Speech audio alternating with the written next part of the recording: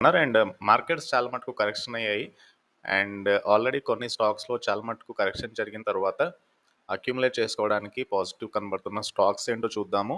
ఫర్దర్‌గా ఛానల్‌ని first time చూస్తున్న వాళ్ళైతే తప్పకుండా సబ్స్క్రైబ్ చేయండి. అండ్ ఈ వీడియోనైతే ఫస్ట్ నుంచి చివరి వరకు స్కిప్ చేయకుండా చూడండి.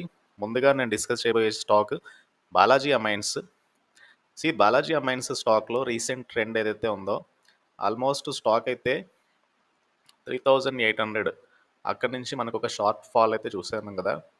నేను అనుకుంటున్నాను 2000 పైన స్టాక్ సస్టైన్ అవ్వగలిగితే కనుక ఇమ్మీడియేట్‌గా ఇక్కడ ఒక బయింగ్ అయితే రావాలి. సో, పాజిబుల్లీ ఇక్కడ నుంచి నెక్స్ట్ 3000-3500 అయితే వెళ్ళే ఛాన్స్ ఎక్కువగా ఉంది. అండ్ లోయర్ లెవెల్స్ దగ్గరగా బాలాజీ అమైన్స్ స్టాక్ అయితే అట్రాక్టివ్ బయింగ్ దగ్గర కనబడుతుంది. సో, ఇదొకటి డెఫినెట్‌గా వాచ్ లిస్ట్‌లో పెట్టుకోవాలి. సో, రీసెంట్ కరెక్షన్ తర్వాత స్టాక్‌లో బయింగ్ వచ్చింది. అండ్ లాస్ట్ 2-3 డేస్ నుంచి మార్కెట్‌లో కరెక్షన్ కనబడుతుంది కాబట్టి సో, ఈ స్టాక్ కూడా ఫర్దర్‌గా ఫాల్ జరిగింది. మళ్ళీ మార్కెట్స్‌లో రికవరీ జరిగితే కనుక సో, డెఫినెట్‌గా ఇట్లాంటి స్టాక్స్‌లో మొమెంటమ్ అయితే క్యారీ ఆన్ అవ్వచ్చు. సో, బాలాజీ అమైన్స్ ఒకటి డెఫినెట్‌గా అయితే వాచ్ లిస్ట్‌లో పెట్టుకోవాల్సిన స్టాకే. And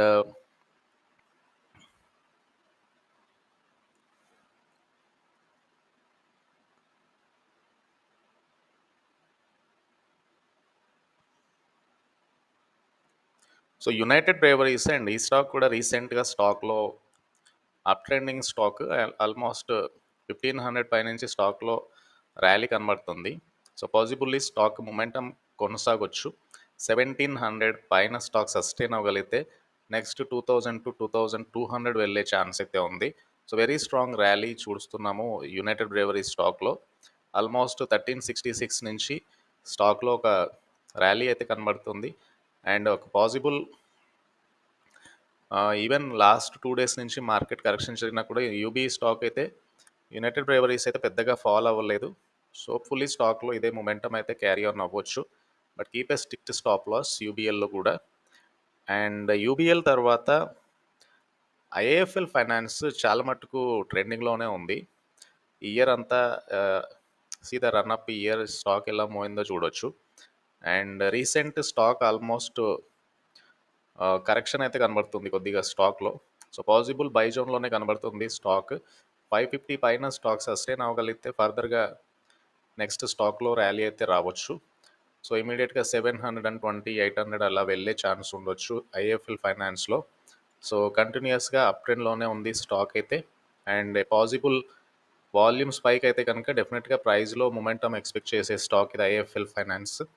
and similarly max financial services చూద్దాము.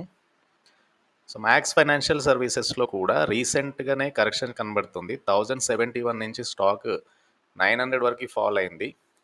సో, పాజిబుల్లీ 850 అరౌండ్ 850 ఆర్ 800 మధ్యలో స్టాక్ అయితే పెరగాల్సి ఉంటుంది. స్టాక్‌లో ఒక బయింగ్ అయితే ఎక్స్‌పెక్ట్ చేయొచ్చు. సో, ఆల్రెడీ స్టాక్‌లో చాలా మటుకు కరెక్షన్ జరిగింది కాబట్టి ఆర్ఎస్ఐ కూడా ఇక్కడ నుంచి ఫర్దర్‌గా సెల్ ఆఫ్ రాకుంటే కనుక బయింగ్ ఇంట్రెస్ట్ ఎక్స్‌పెక్ట్ చేయొచ్చు ఈ స్టాక్‌లో. సో, అదే జరిగితే కనుక 1000, 1100, 1200 ఎక్స్‌పెక్ట్ చేయొచ్చు మ్యాక్స్ ఫైనాన్షియల్ సర్వీసెస్‌లో. సో, డెఫినెట్‌గా మ్యాక్స్ ఫైనాన్షియల్ సర్వీసెస్ వాచ్ లిస్ట్‌లో అయితే పెట్టుకోవాల్సిన స్టాకే. అండ్ మ్యాక్స్ ఫైనాన్షియల్ సర్వీసెస్ తర్వాత ఎఫ్ఎస్ఎన్ కామర్స్ నైకా స్టాక్ కూడా రీసెంట్ ట్రెండ్‌లో స్టాక్ అయితే ఫాల్ అయింది. ఆల్మోస్ట్ 130 పైనుంచి స్టాక్‌లో సిగ్నిఫికెంట్‌గా ట్రెండ్ అప్ సైడ్ వచ్చింది. బట్ రీసెంట్ కరెక్షన్ తర్వాత స్టాక్‌లో బయింగ్ రావచ్చు. సో, నేను అనుకుంటున్నాను 150 పైన స్టాక్ సస్టైన్ అవ్వగలిగితే సో, ప్రస్తుతానికైతే 165 దగ్గరగా ఉంది కాబట్టి 150 స్టాక్ సస్టైన్ చేయగలిగితే షార్ట్ టర్మ్‌లో అప్ సైడ్ వెళ్ళొచ్చు.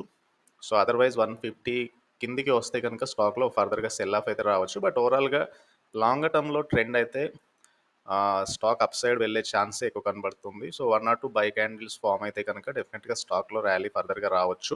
సో, ఏదైతే ప్రీవియస్ హై 200 కూడా క్రాస్ అవుతే కనుక 220-240 లెవెల్స్ నెక్స్ట్ నైకా నుంచి అయితే ఎక్స్‌పెక్ట్ చేయొచ్చు. So, very good looking on charts. So, possibly volume కూడా పెరుగుతూ వస్తుంది. ఆర్ఎస్ఐ ఆల్రెడీ ఓవర్‌బాట్ నుంచి మనకు ఒక కరెక్షన్ జరిగింది. అండ్ హోప్‌ఫుల్లీ ఇక్కడ నుంచి ఆర్ఎస్ఐ మేబీ 60, 70, 75 అలా మూవ్ అవుతుంది కాబట్టి ప్రీవియస్‌గా ఆర్ఎస్ఐ చార్ట్ తీసుకున్నా కూడా ఆ బేసిస్ మీద మనకి ఈ స్టాక్‌లో ఒక బయింగ్ అయితే రావచ్చు. అండ్ ఇంకొక stock Vaibhav global.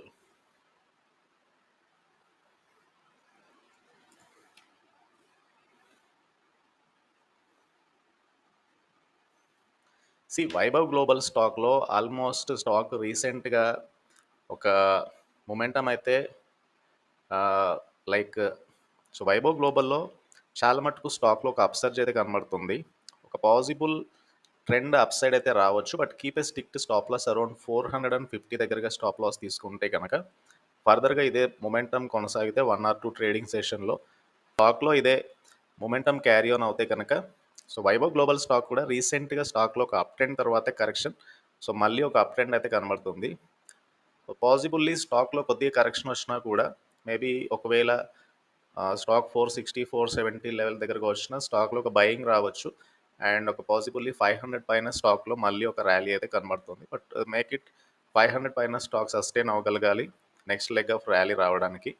Vaibhav గ్లోబల్‌ది 5 year chart తీసుకుంటే కనుక ఆల్మోస్ట్ లాంగర్ టర్మ్‌లో మనకొక కరెక్షన్ జరిగిన స్టాక్ ఇది. 1000 నుంచి ఎగ్జాక్ట్‌గా 286 దాకా ఫాల్ అయింది స్టాక్.